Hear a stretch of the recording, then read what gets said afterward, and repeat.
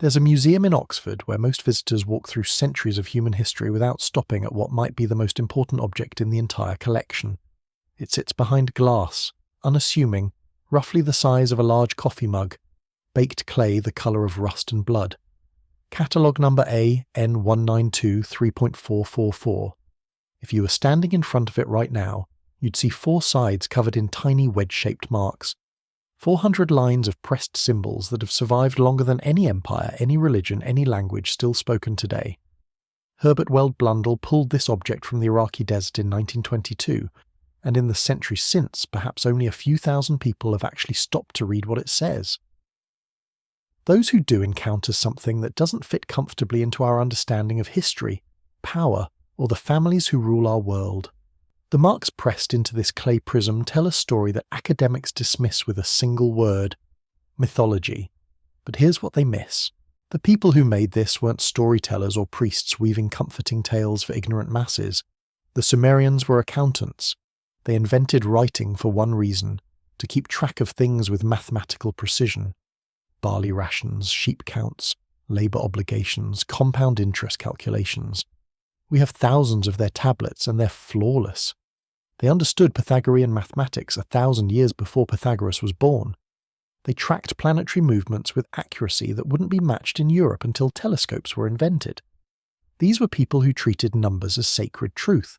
So when those same scribal schools, those same mathematical minds, produced a document listing kings and dynasties and the legitimate right to rule, why would they suddenly abandon precision?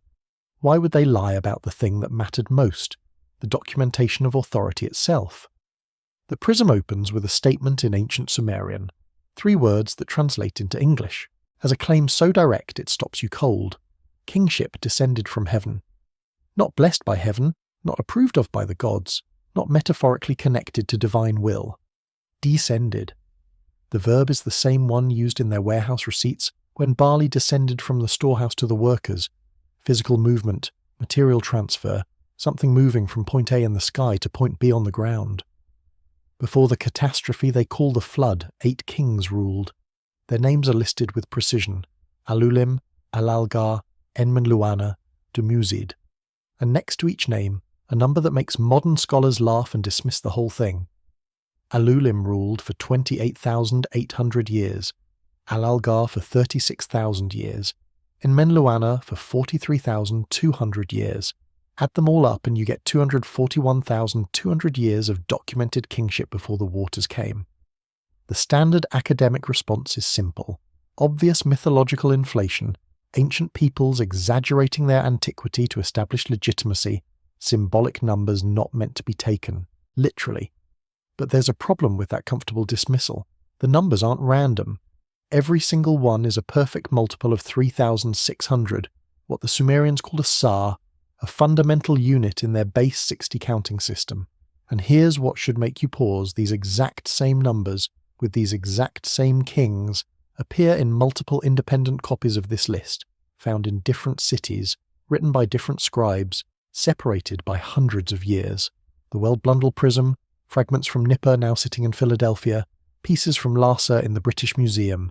Different cities, different times, different scribal traditions, identical numbers. That's not how mythology evolves. Stories change with each telling, details shift, numbers inflate differently in different tellings. But these numbers stayed fixed, preserved with the precision of legal contracts, standardized like measurements that couldn't be altered. So we're left with a question that has 3 possible answers, and we're going to keep all 3 open because the evidence doesn't definitively eliminate any of them. First possibility: these are symbolic numbers encoding information in a way we don't understand, perhaps representing generations or dynasties or cycles compressed into numerical form, the underlying genealogical information real but expressed in a mathematical code now lost to us. Second possibility: these numbers reflect a different way of measuring time or represent institutions rather than individuals, so Alulim might be a title held by successive rulers, with 28,800 years representing the total duration of that office across multiple holders, making the list accurate but misunderstood. Third possibility: the numbers are accurate and our understanding of human civilization before 3000 BCE is fundamentally, catastrophically incomplete. What happens next in the text is where this stops being an academic curiosity and becomes something that demands attention. One line, brief and final.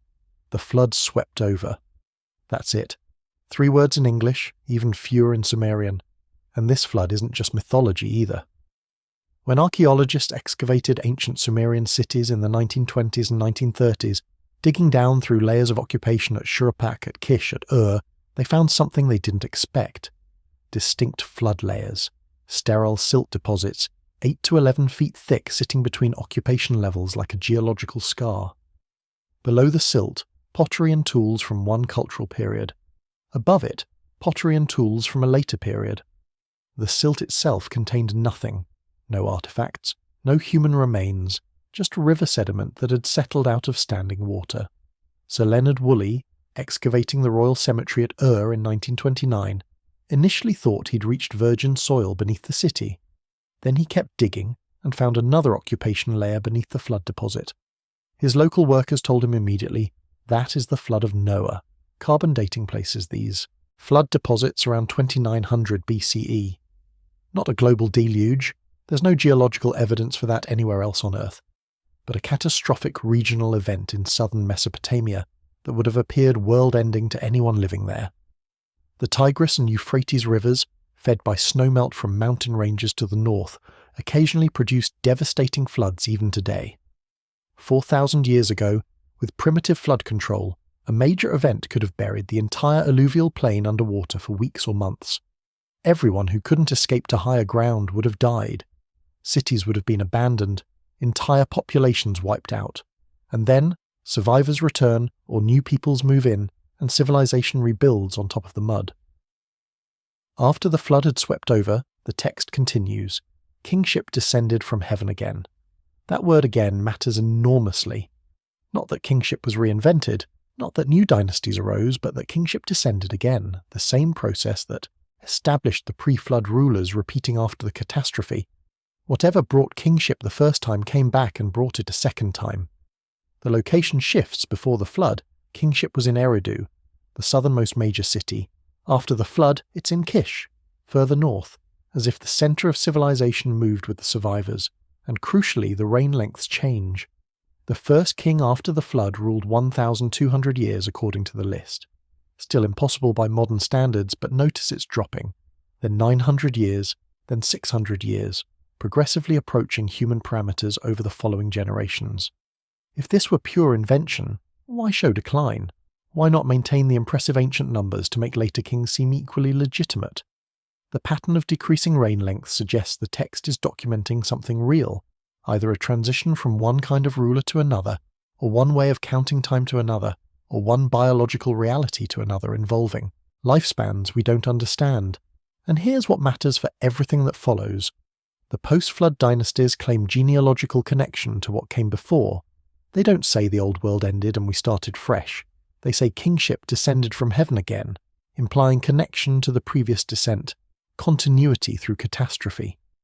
They claim certain families survived, that those families carried forward the bloodlines established before the flood, that whatever divine human mixing created the antediluvian kings didn't end but continued through selected survivors. The Sumerian flood narrative, preserved on tablets now scattered across museums in Philadelphia and London, describes a figure named Ziusudra who survives by building a boat, exactly like the later biblical Noah. But the Sumerian version includes a detail that matters.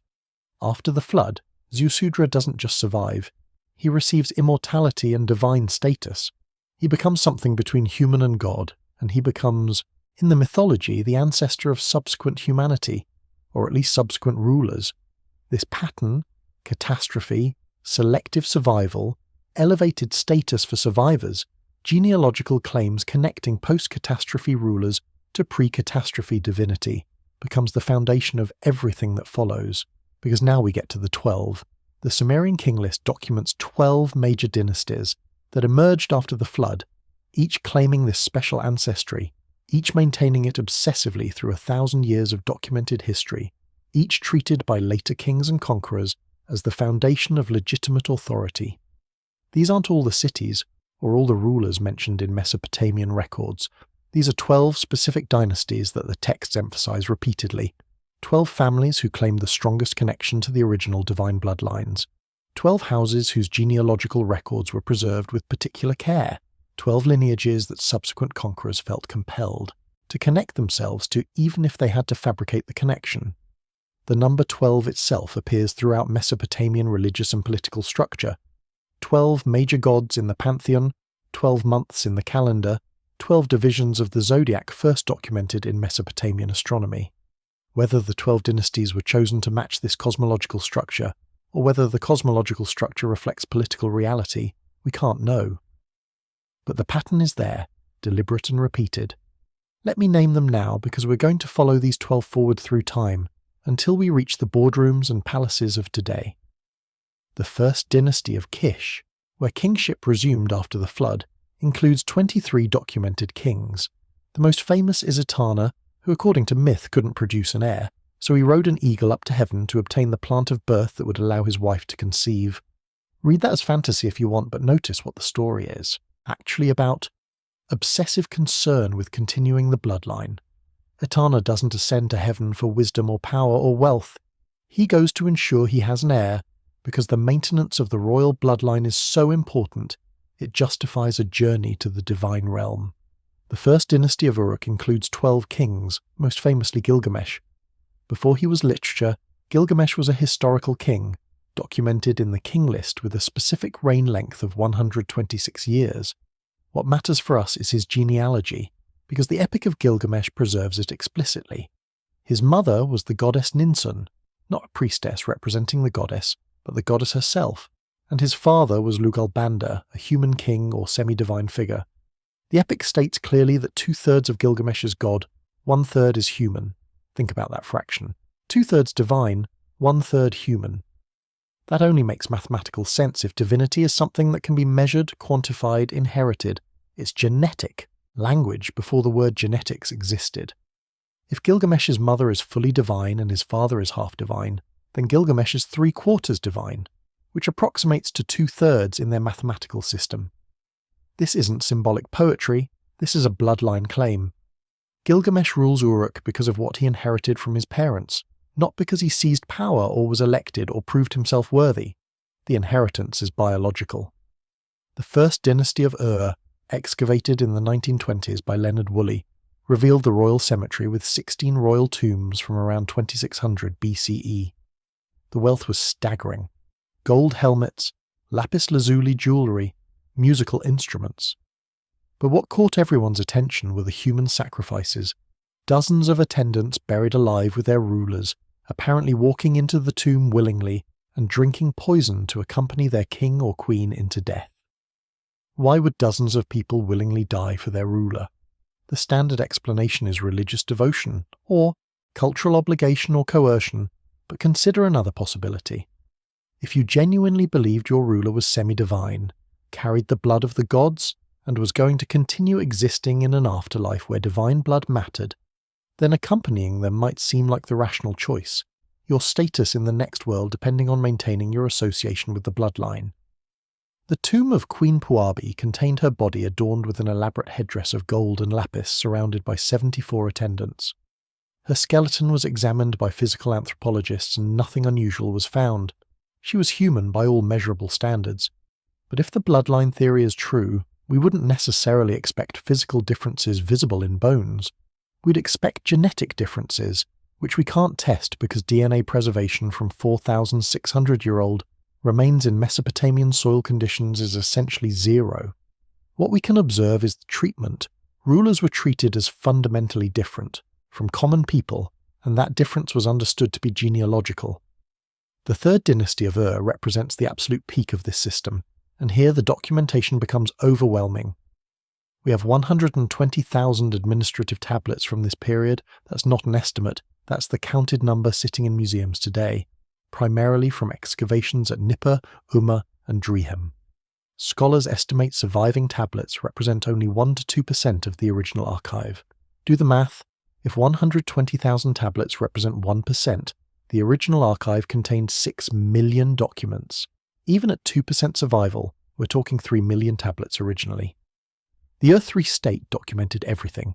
Grain rations distributed to workers, textile production quotas, livestock transfers between temple herds, beer brewing, bricks manufactured, labour assignments, tax collection, trade with foreign merchants, and crucially, royal family genealogy. Among the economic tablets are documents tracking the king's children by name and birth order, which wife bore which child, marriages of royal daughters to provincial governors, appointments of royal sons to governorships and military commands, births of grandchildren, deaths, and succession. Let's trace one lineage in complete detail, because this demonstrates how seriously they took bloodline documentation. Ur-Nammu founded the dynasty in 2112 BCE. His son Shulgi succeeded him in 2094 BCE, and tablets document Shulgi's appointment as crown prince before his father's death, establishing clear succession. Shulgi ruled for 48 years, an extraordinarily long reign, and he had multiple wives with at least 6 documented children. Tablets track his sons' careers meticulously. Amar-Sin, the eldest surviving son, was appointed governor of Ur while Shulgi was still alive, essentially training for kingship. When Shulgi died in 2047 BCE, Amar-Sin succeeded without dispute, the succession documented in tablets dated to the transition year. Amar-Sin ruled 9 years. Tablets document his son but also his brother Shu-Sin being positioned as potential heir. When Amar-Sin died in 2038 BCE, his brother Shu-Sin took the throne, not his son, suggesting that age and capability mattered alongside bloodline. Shu-Sin ruled 9 years. Tablets document his son Ibi-Sin's preparation for rule, and when Shu-Sin died in 2029 BCE, Ibi-Sin succeeded, father to son again. 5 kings, 4 succession events, all documented, all within the same bloodline, no usurpations, no outside dynasties seizing power, 90 years of unbroken family continuity preserved in thousands of clay tablets. But the system went beyond just documenting succession. It actively managed bloodline expansion through marriage. Shulgi's daughters married governors of major cities, Susa, Eshnunna, and Shan. Tablets document the wedding gifts, the dowries, the ongoing relationships between the royal house and these provincial governors now bound by kinship. Why marry daughters to governors? The standard explanation is political alliance. Governors bound to the king through marriage are less likely to rebel. But there's a genetic explanation too, spreading the royal bloodline. Each princess marrying a governor produces children who carry royal blood. Those children hold positions of influence in their provinces.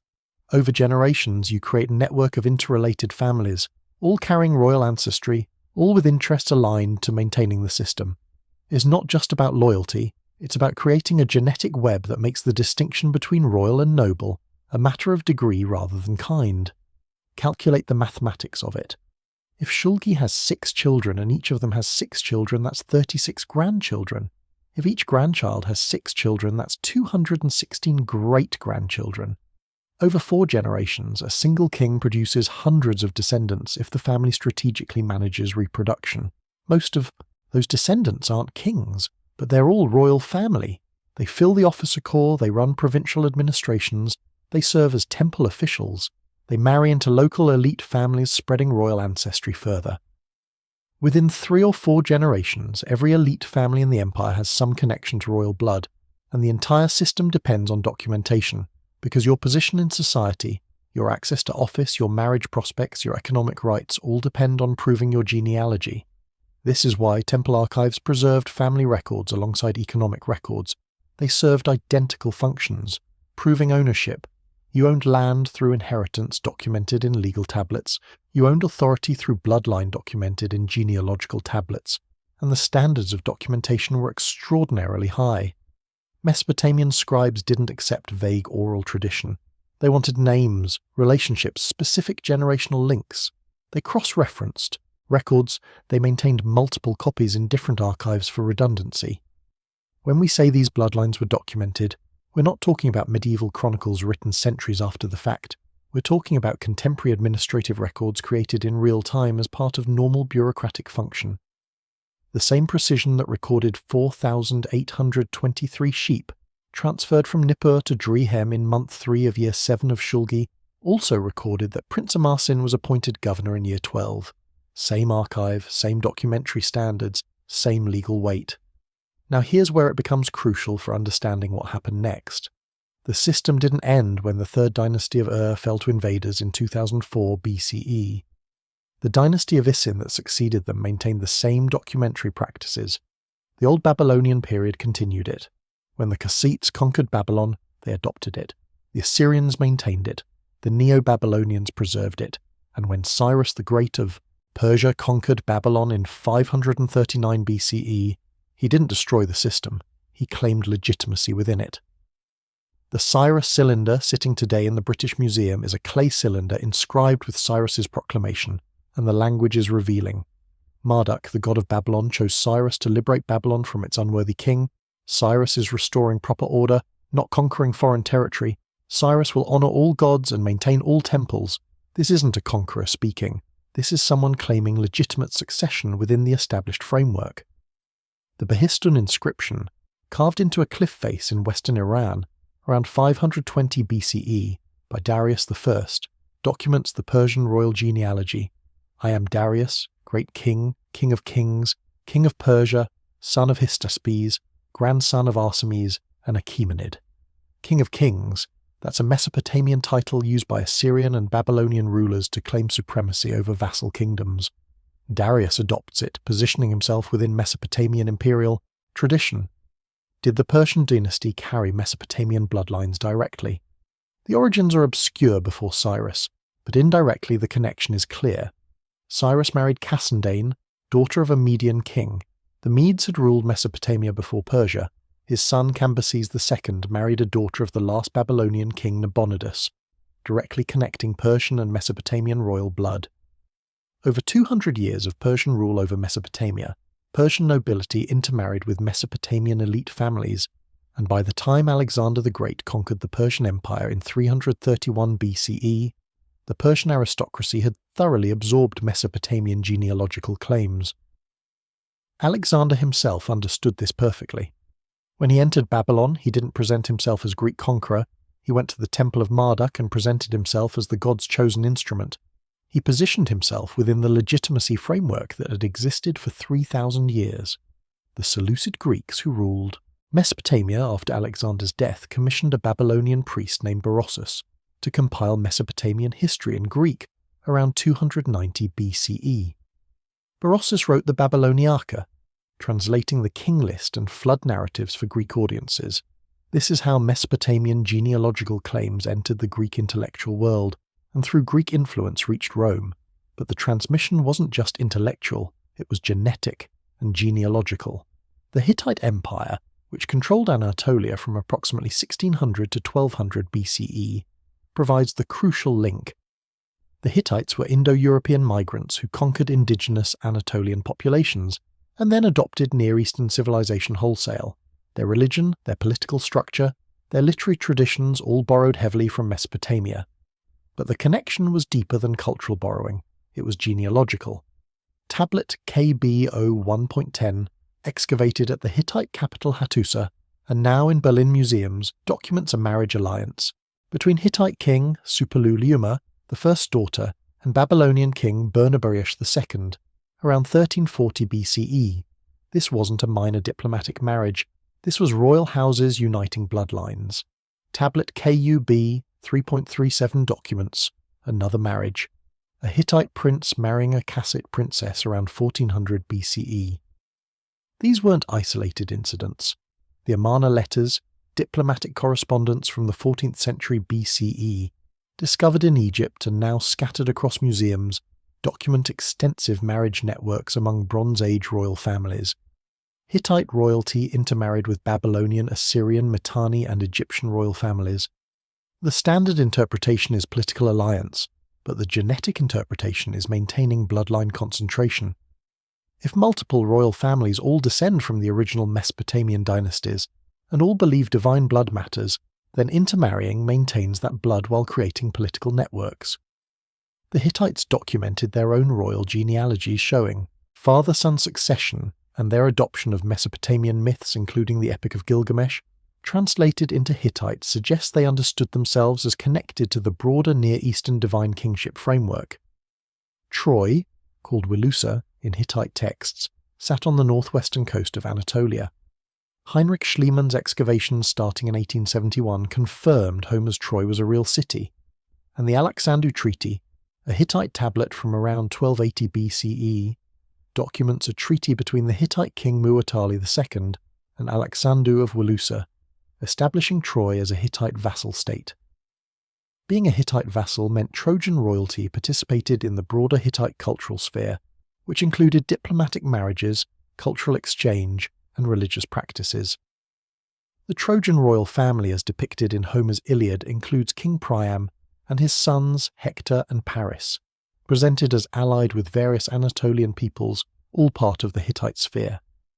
After Troy's destruction, the destruction, layer at the site dated to approximately 1180 BCE, consistent with Greek tradition, survivors allegedly fled. Roman tradition claims Aeneas, a Trojan prince son of Anchises and the goddess Venus, escaped with followers and eventually reached Italy. Can we prove this definitively? No, but we can observe several things. First, Troy was destroyed violently, but destruction doesn't mean total extinction. Some population likely survived or fled. Second, archaeological evidence shows late Bronze Age migration throughout the Mediterranean after 1200 BCE as Bronze Age civilization collapsed. The sea peoples mentioned in Egyptian records were migrants and raiders from the Aegean and Anatolia. Population movements happened on a massive scale. Third, genetic evidence shows Near Eastern admixture in Mediterranean populations with timing consistent with Bronze Age migrations. Fourth, Roman tradition preserved the Trojan origin claim for a millennium. That's a very long time to maintain a completely fabricated origin story, especially when Rome was powerful enough it didn't need invented legitimacy. Roman foundation mythology centers on Aeneas, as I mentioned, but notice the genealogical claim, son of a goddess and a human, exactly the divine human parentage pattern we saw with Gilgamesh. Virgil's Aeneid, composed between 29 and 19 BCE, details Aeneas's journey from Troy to Italy in elaborate poetic form, but Virgil was writing as propaganda for Augustus. Augustus claimed descent from Aeneas through the Julian family, but the Julian family had claimed this descent for centuries before Virgil. The claim predates Rome's imperial period. Other Roman patrician families made similar claims. Gens Claudia claimed descent from Clausus, a Sabine who allegedly descended from Trojan refugees. Gens Aemilia claimed descent from Emilus, son of Ascanius, who was Aeneas's son. Multiple elite families claiming Trojan origins, not through a single source but through different companions of Aeneas, creating a network of interconnected Trojan-descended bloodlines. Livy Zaburba Condita, his History of Rome from its foundation, written around 27 BCE to 9 CE, treats Trojan origins not as poetic fancy, but as documented tradition, as accepted historical fact. And wealthy Romans didn't just claim Trojan ancestry, they visited Troy as pilgrimage. Augustus rebuilt the city of Ilion in the 1st century BCE, spending imperial resources to honour it as his ancestral homeland. This wasn't symbolic theatre, he was maintaining connection to claimed ancestry. Why would Romans claim Trojan origins? The standard academic explanation is that they were seeking legitimacy by connecting to the prestigious Greek mythological world while wanting to be distinct from Greeks since Rome often fought Greece. But there's an alternative interpretation. The claim was genuine or genuinely believed. Trojan refugees actually had reached Italy and intermarried with local Italic tribes, and their descendants became the Roman patrician class, the divine bloodline claims transferring from Troy through the Hittite Mesopotamian connection to Rome. When Rome fell in 476 CE, political continuity shattered, but genealogical consciousness survived intact. The Germanic kingdoms that succeeded Rome adopted Roman legitimacy frameworks wholesale. They claimed Roman authority, used Roman titles, and crucially claimed descent from Rome or from the same sources Rome had claimed. The Franks, who would dominate medieval Europe, claimed they originated from Troy just as Rome had. Fredegar's Chronicle, written in the 7th century, states explicitly that Franks descended from Francio, son of Priam, king of Troy. When Troy fell, Francio led refugees to the Rhine region, where they became the Frankish people. The Liber Historiae Francorum, written in the 8th century, repeats this claim as historical fact. Gregory of Tours' Historia Francorum from the 6th century documents the Merovingian dynasties genealogy presenting it as legitimate history, not mythology. Why would Germanic tribes claim Trojan origins? The standard interpretation is that they were copying Roman prestige. If Romans claimed Trojan descent and Romans were prestigious, then claiming the same descent confers legitimacy. But there's an alternative interpretation. The Franks genuinely descended from the same Mediterranean Anatolian migration that produced Roman patricians, or they intermarried with Roman families who carried those genealogies, or both. The Merovingian dynasty ruled the Franks from 481 to 751 CE, before being overthrown by the Carolingian family, but the Carolingians married into Merovingian lines, maintaining genealogical continuity even while changing the dynasty name. This pattern repeats throughout medieval Europe. New dynasties don't erase old bloodlines, they marry into them. The Habsburg family, which would dominate Europe from 1282 to 1918 as Holy Roman Emperors, Spanish kings, Austrian emperors, and Hungarian kings, traced ancestry through multiple medieval noble lines, all of which claimed ultimate descent from Merovingians and thus from claimed Trojan Roman origins. The Habsburg genealogical records retained in Austrian state archives and extensively published trace back through the Habsburgs to the Etikonids, 7th century Alsatian nobility who claimed connections to Merovingians with their Trojan claims. The British royal family traces through the House of Windsor, which was the House of Hanover until 1917 when they changed the name due to anti-German sentiment during World War I, back through Brunswick, through Welf, through Saxon, to Germanic tribes who claimed descent from Woden or Odin. And here's where it connects. The Prose Edda compiled by Snorri Sturluson in Iceland in 1220 CE explicitly states in its prologue that Odin was a human king from Anatolia or Troy before his migration north. Snorri writes, there was a chief called Odin. His home was called Asgard. That's in what we now call Turkey. They brought with them and shared the language called Norse.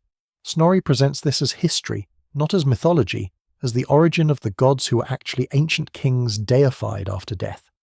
Whether this is accurate or medieval origin myth-making, the claim connects Scandinavian and Germanic royalty to Anatolia and Troy, which was a Hittite vassal state, which had documented marriage alliances with Mesopotamian royal families. The genealogical chain exists at every link.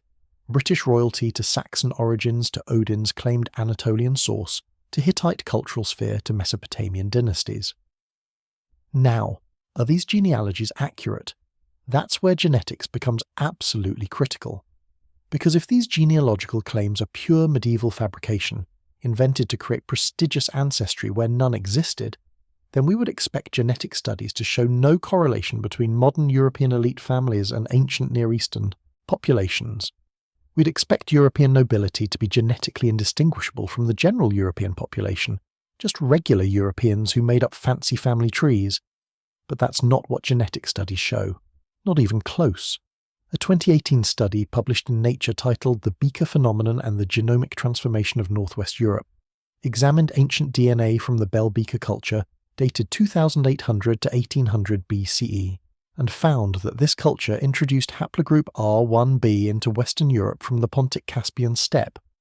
R1b is a Y chromosome haplogroup, meaning it passes from father to son and can be used to trace paternal lineages. The study found that R1b originated in the region between the Black Sea and Caspian Sea, spread through Anatolia and the Caucasus during the Bronze Age, and then reached Western Europe. Today, R1b is the most common Y chromosome haplogroup in Western Europe, reaching 80% frequency in Ireland, Wales, and the Basque Country. But here's what matters. R1b appears at higher frequencies in documented noble families than in general populations. Elite concentration of a genetic marker that originated in the Near East and Anatolia during the Bronze Age. A 2024 study published in Nature Genetics titled Ancient DNA Reveals Admixture History in Prehistoric Aegean examined Celtic Hallstatt period burials from 800 to 450 BCE and found that elite burials, the ones with elaborate grave goods and central positions indicating high status, showed 37% carrying haplogroup G2A-L497. This haplogroup originated in the Caucasus and Near East during the Bronze Age. Its presence at 37% in Celtic elite burials is much higher than in the general population, indicating Near Eastern ancestry concentrated specifically in the ruling class. This is consistent with migration of elite bloodlines from the Near East into Europe rather than random population mixing. A 2017 study in Current Biology titled The Population Genomics of Archaeological Transition in West Iberia examined Bronze Age Anatolia, including the Troy region, and found that elite burials showed haplogroup SAR1B-Z2103 at 41% frequency versus only 8% in non-elite burials. Elite families in Bronze Age Anatolia, right where Troy was located, carried specific genetic markers distinct from commoners. These same markers appear in later European elite populations. The genetic stratification existed in Bronze Age Anatolia. Elites and commoners had measurably different ancestry, and when elites migrated, potentially including Trojan refugees, they brought distinctive genetic signatures that show up centuries later in European nobility. A 2020 study in Cell titled A Genetic History of the Near East, from a Neolithic to the Present, found that haplogroup EV13 in the Balkans, Greece and Italy traces to the Near East, came in around 3,000 years ago during the Bronze Age, and shows higher frequency in Mediterranean elite populations. Long-term connection between Near Eastern populations and Mediterranean elites consistent with ancient migration and continued intermarriage within elite networks.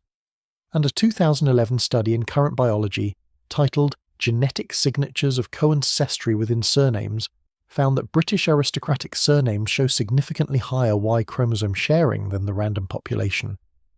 Elite families maintained genetic cohesion over centuries through preferential intermarriage, creating traceable genetic lineages preserved across time. The synthesis is overwhelming. Genetic studies demonstrate that Bronze Age migrations brought Near Eastern ancestry into Europe, and this ancestry concentrated in elite populations, not uniformly distributed. Elite families maintained genetic cohesion through restricted marriage over thousands of years. Specific haplogroups R1b, G2a, E-V13 show elevated frequency in documented noble lineages. The timing matches. Bronze Age admixture with continued endogamy preserving it. This doesn't prove the genealogical claims are accurate in every detail. Genealogies can be exaggerated or partially fabricated, but it demonstrates the claims aren't pure fantasy. European elite families genuinely do carry measurable Near Eastern ancestry from the Bronze Age, concentrated and preserved through preferential marriage patterns. If the 12 Mesopotamian bloodlines transmitted westward through the Hittites, through Troy, through Rome, through medieval nobility, we would expect exactly this pattern. Near Eastern genetic markers concentrated in European elite families preserved through endogamy. And that's precisely what we find. Can we connect specific modern families to specific ancient dynasties with absolute certainty? No. The genealogical chains have gaps, name changes, periods of uncertainty. But we can trace highly probable connections. The British royal family, currently the House of Windsor, traces through Hanover to Brunswick to Welf to Saxon to Germanic tribes who claimed Odin ancestry. Odin's claimed Anatolian origin per the prose. Edda connects to the Hittite cultural sphere. Hittite Mesopotamian marriage alliances are documented in tablets KB 01.10 and KUB 3.37. Probable connection to the Akkadian dynasty or Third Dynasty of Ur through Babylonian intermarriage. Genetic evidence shows British aristocracy as elevated R1b consistent with Bronze Age Anatolian Near Eastern origins. The Spanish Bourbons trace through Bourbon to Capet, the French royal family from 987 to 1328, to Carolingian, Charlemagne's dynasty, from 751 to 987, to Merovingian connections through intermarriage. Merovingian dynasty from 481 to 751 ruled the Franks. Merovingian genealogies preserved in Gregory of Tours, Fredegar's Chronicle, and Liber Historiae Francorum all claim Trojan origins. Troy as Hittite vassal provides Mesopotamian connection. A 2013 study in the European Journal of Human Genetics identified the Bourbon family haplogroup as R1b-DF27, consistent with Near Eastern Bronze Age origins. The Habsburg family traces through Habsburg to Eticonid, 7th century nobility in Alsace, to Merovingian connections and Trojan claims through the same pathway. A 2018 study found Habsburg descendants carry elevated Near Eastern genetic markers consistent with ancient Anatolian Mesopotamian admixture. The Rothschild family presents a parallel but distinct lineage. Mayer Amschel Rothschild, 1744 to 1812, built a banking empire from the Frankfurt Jewish ghetto through his 5 sons establishing branches across Europe in Frankfurt, London, Paris, Vienna, and Naples. By the mid-1800s, the Rothschild family was the wealthiest in Europe, financing governments and infrastructure. Family tradition states descent from Kohanim, Jewish priestly lines claiming descent from Aaron, brother of Moses, who served as first high priest in the 13th century BCE, according to traditional dating. Genetic studies published in 1997 and 2000 examining Jewish Kohanim found the Cohen modal haplotype, Awari, Y chromosome signature, specifically J1p58, present in 46% of Ashkenazi Kohanim and 56% of Sephardic Kohanim. Statistical analysis suggests a common ancestor approximately 3,000 years ago. J1-p58 originated in the Levant and Mesopotamia. The interpretation here is fascinating. Kohanim tradition of hereditary priesthood parallels Mesopotamian priest families, like the Ilkumi family at Nippur, who held hereditary prebends, temple offices passed from father to son across generations. If the Levite priesthood incorporated or paralleled Mesopotamian priestly traditions, entirely plausible given Mesopotamian cultural influence throughout the ancient Near East during the 2nd millennium BCE, this could connect to Dynasty 5, Lagash, the priest-king model where religious and political authority unified in families claiming biological connection to the divine. Modern Rothschild practice shows the family maintained strict marriage patterns, often cousin marriage well into the 20th century, preserving bloodline. The banking empire was structured to pass through family lines, and genealogical consciousness is evident in family practices documented in their archives. The Rockefeller family shows the pattern of new wealth integrating into old bloodlines. John D. Rockefeller, 1839 to 1937, American industrialist who founded Standard Oil and became the world's richest person, appears at first glance to be pure self-made American success with no European aristocratic connections. But genealogical research by the New England Historic Genealogical Society in the 1990s traced Rockefeller ancestry to French Huguenot origins, specifically the Roquefeuille family of Languedoc nobility documented from the 12th century. The Roquefeuille family is documented marrying into Carolingian-connected nobility, linking to the broader European noble network with Merovingian connections and Trojan claims. Even American industrial self-made families, upon careful genealogical investigation, reveal European noble ancestry, and the pattern continues. Rockefeller family maintains foundations, trusts, and family offices, coordinating investments and philanthropy across generations. Genealogical documentation is maintained, and strategic marriages, while not as restrictive as the Rothschilds, show clear preference for elite connections. The pattern across all major elite families, whether royal, banking, or industrial, is consistent. Every major European royal house traces genealogically to medieval Germanic and Frankish nobility, who claim Trojan origins. Troy was a documented Hittite vassal state. Hittites documented marriages with Mesopotamian royalty. Banking and industrial dynasties either directly descend from European nobility, with the same connections, or rapidly integrated through intermarriage within 1 or 2 generations of wealth accumulation. Elite networks today show genetic evidence of shared ancient ancestry with elevated Near Eastern Bronze Age, markers maintained through endogamy and preferential marriage within elite networks.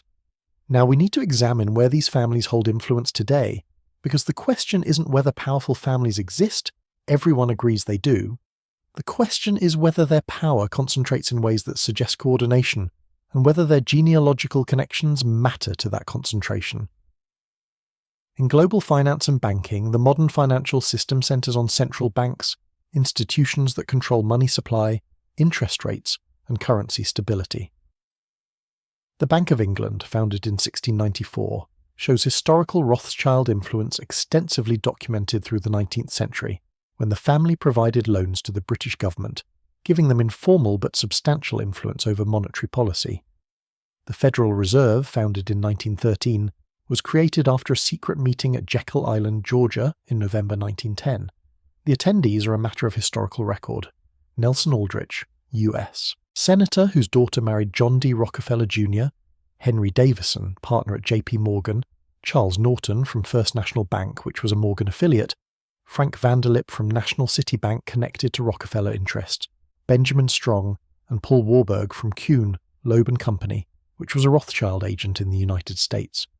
The Federal Reserve System, the institution that controls the US dollar and influences global finance, was literally designed by representatives of families we've traced back through documented genealogies to European nobility and Near Eastern ancestry claims. Current Federal Reserve Board members come from academic economics and banking sectors, but career path analysis shows frequent passage through financial institutions, where old banking families maintain influence: Goldman Sachs, J.P. Morgan Chase, and similar firms. The European Central Bank, founded in 1998, shows governing board members frequently having backgrounds in national, central banks and finance ministries which historically had connections to old banking families. Christine Lagarde, current president, has documented French aristocratic family connections. In investment banking, Rothschild and Company still operates with family-controlled offices in Paris, London and Frankfurt, advising on major global mergers, acquisitions and privatizations. The family maintains controlling interest despite being less dominant than in the 19th century. J.P. Morgan Chase formed from the merger of multiple banks historically controlled by Morgan and Rockefeller interests. J.P. Morgan descended from Welsh English nobility. Rockefeller interests merged when Chase Manhattan merged with J.P. Morgan in 2000. The firm is currently publicly traded, but founding family's descendants retain significant holdings and social influence. Goldman Sachs, founded by German Jewish immigrants, Marcus Goldman and Samuel Sachs in 1869, shows rapid integration into elite networks through strategic marriages within a generation, and currently exerts major influence on government policy through a well-documented revolving door where executives become Treasury secretaries, Federal Reserve members, and economic advisors. In energy and natural resources, John D. Rockefeller monopolized US oil from the 1870s to 1911, when the Supreme Court broke Standard Oil into 34 companies in an antitrust action. Those 34 companies became Exxon, Mobil, Chevron, BP America, and others that still dominate global energy. The Rockefeller family retained significant holdings and influence through trusts and foundations. Royal Dutch Shell received its royal designation through a charter granted by Queen Wilhelmina of the Netherlands in 1907, a direct royal family connection that granted access and privileges that built the empire. De Beers, which historically controlled 90% of the world's rough diamond supply, was founded by Cecil Rhodes and controlled for decades by the Oppenheimer family, a German Jewish banking family that integrated into British elite society. The pattern in resource extraction shows historical involvement from families with royal charters or government connections, and even after privatization or public ownership, founding families maintain influence through retained holdings and cultural capital. In media and information, historical concentration appears in families that either had elite ancestry or rapidly integrated through marriage and philanthropy. The Hearst Empire built by William Randolph Hearst, from the 1880s to 1940s, shows family genealogy, tracing to Scots-Irish origins with rapid integration into elite society.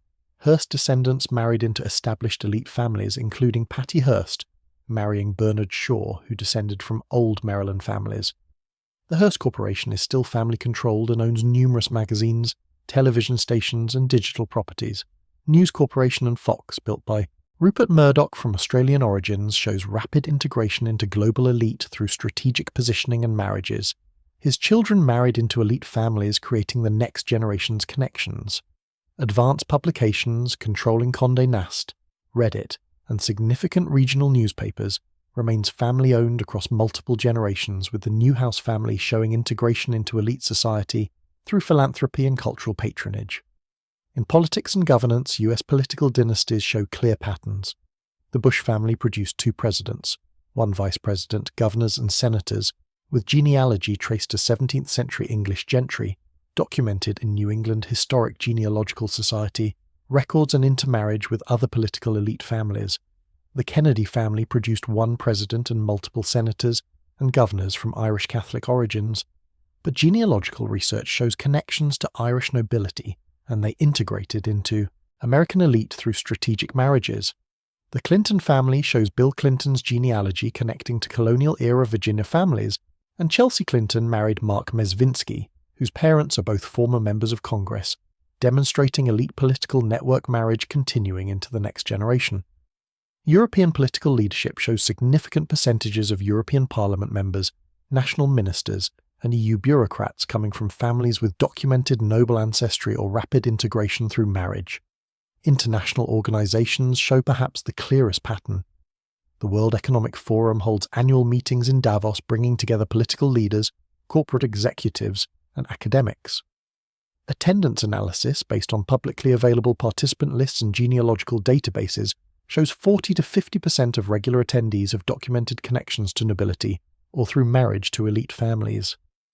The Bilderberg Group holds private annual conferences with 120 to 150 invitees per year, including royalty, political leaders, and corporate executives. Attendance analysis shows 50 to 60% of documented elite family connections. The Council on Foreign Relations, founded in 1921 with approximately 5,000 members, is highly influential in US foreign policy, with many government officials as members, and membership shows disproportionate representation from elite universities and families with documented political and social elite connections. The Trilateral Commission, founded in 1973 explicitly by David Rockefeller, brings together elite from North America, Europe, and Japan with the explicit goal of coordinating policy among these regions, and membership shows heavy representation from the families we've been tracing. Even technology, the newest domain of power, shows the integration pattern emerging.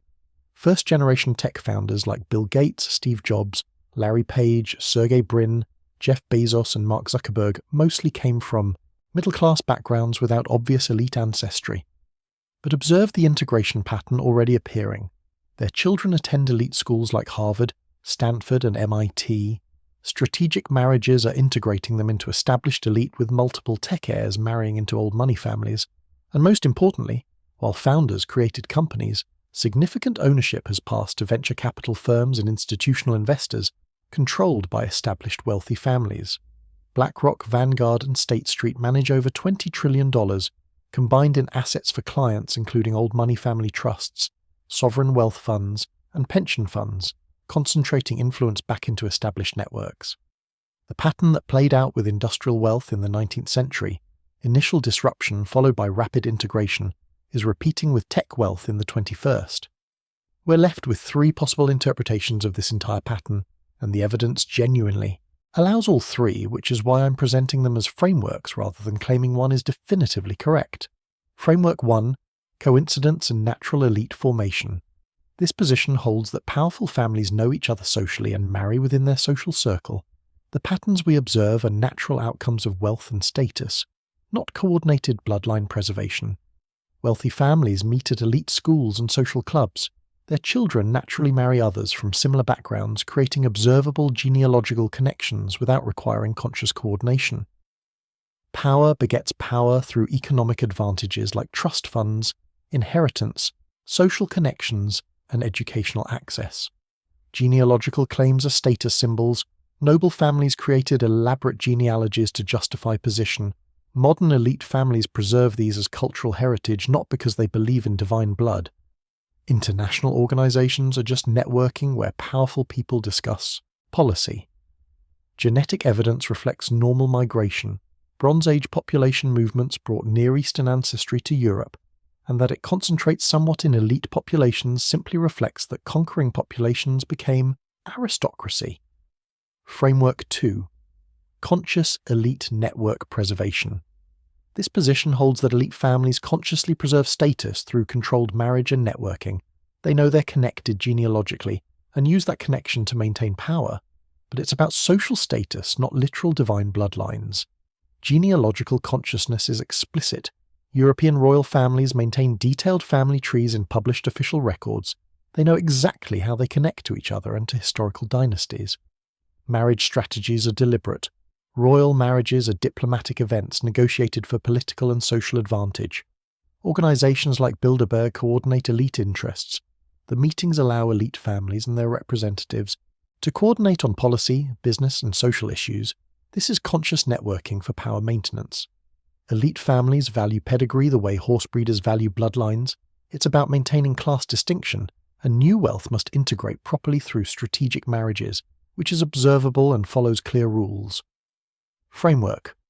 3. Preserved ancient system. This position holds that elite families know they descend from ancient bloodlines established in Mesopotamia and consciously preserve genetic heritage through controlled marriage. The system established 5,000 years ago continues functioning because bloodlines matter biologically or metaphysically, not just socially. Genealogical documentation is too extensive to be fabrication. The chain from modern families back through medieval nobility to classical claims to Bronze Age connections is documented at every link. And while individual connections might be questionable, the overall pattern shows consistent preservation of genealogical memory across 5 millennia. Genetic evidence supports the claims. Ancient DNA shows Bronze Age Near Eastern ancestry in modern European elite populations at elevated frequencies. If genealogical claims were pure fabrication, we'd expect no genetic correlation, but we find strong correlation suggesting the claims preserve actual ancestry. Endogamy persisted despite costs. Royal families practiced cousin marriage into the 20th century, despite obvious genetic health problems like the Habsburg jaw and haemophilia. They prioritized bloodline purity over health, suggesting they believed something important was being preserved. Elite families may have access to information we don't. Family archives, private libraries, hereditary organizations may preserve knowledge not available to historians, and their behavior suggests more than social consciousness. Why else would elite families fund archaeological research in Mesopotamia and maintain connections to specific ancient sites? The evidence is absolutely clear on certain facts. Ancient Mesopotamian dynasties claimed divine descent and documented genealogies obsessively for over 1,000 years through tablets and temple archives that archaeologically exist.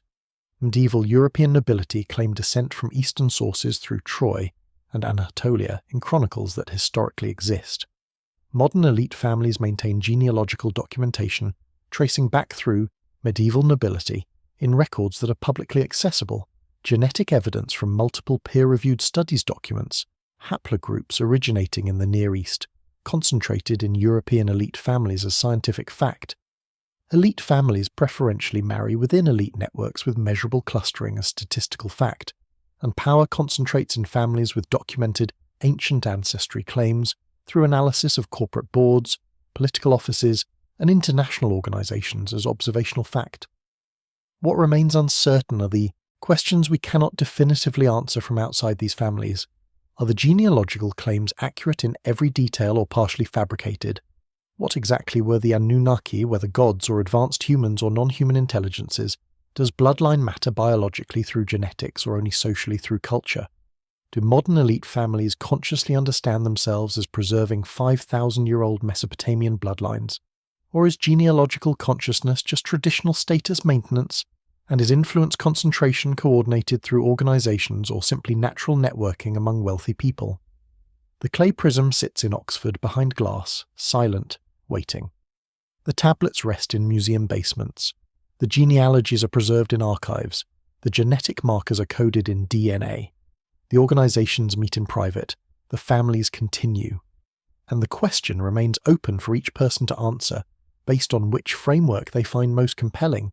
If the ancient texts are mythology, they're remarkably persistent mythology maintained with unusual precision across thousands of years.